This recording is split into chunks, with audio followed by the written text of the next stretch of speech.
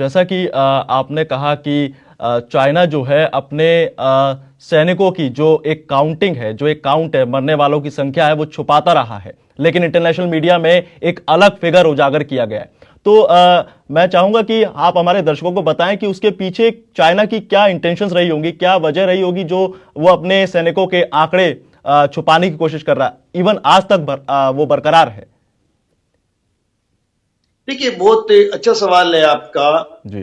China का reason ये है कि चाइना एक इंटरनेशनल मार्केट में बिजनेस करता है, ट्रेड करता है, और चाइना अपने आप को अमेरिका के इक्विवेलेंट मानता है कि दुनिया में जैसे अमेरिका कहता है कि मेरा डंका बज रहा है, वैसे ही चाहे टेक्नोलॉजी की बात कर लीजिए, दुनिया की सबसे बड़ी सेना की बात कर लीजिए, फाइटर प्लेन बनाने की बात कर लीजिए, परमाणु बम की बात कर लीजिए, हथियार बनाने की बात कर लीजिए, गोला बारूद की बात कर लीजिए, टैंक की तोप की बात कर लीजिए, हर चीज में चाइना भी टक्कर देता है और चाइना के पास एक बड़ा प्लेटफॉर्म है, जी। इससे इनकार नहीं किया जा सकता। इसलिए चाइना हमेशा अपने आप को आगे रखना चाहता है और वो दुनिया को ये दिखाना चाहता है कि देखिए, ना कोई हमारे सैनिकों को मार सकता, ना कोई चीन को टक्कर दे सकता, ना चीन में कोई घुस सकता।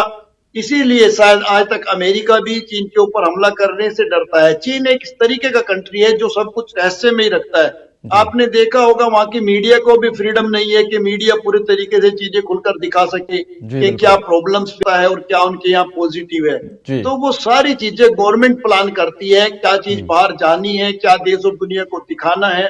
तो ऐसे में जो चीन ने अपनी एक इमेज बिल्ड की हुई है, वो उसको बचा के रखना चाहता है, इसीलिए वो चीजों को छुपाता है। अगर उसकी दुनिया में ये चीज सामने आएगी, हिंदुस्तान से मार खा के चाइना बैठा है, तो फिर देखिए वो चाहे गल्फ कंट्री हो, यूरोपियन कंट्री हो, या हमारे जो पड़ोसी देश है, उनको जो वो हथियार देता है, बारूद देता है या दूसरी टेक्नोलॉजी देता है, उस पर कहीं ना कहीं सवाल या निशान खड़ा हो जाएगा कि हिंदुस्तान से मार जो देश खा रहा है, उसकी चीजों पर हम यकीन नहीं कर सकते। और वैसे भी कहा जाता है चाइना के बारे में कि चाइना का जो प्रोडक्ट है वो चले ना तो शाम तक भी ना चले, उसकी ऐसी कहानी है कि यूज एंड चीजें रहती है।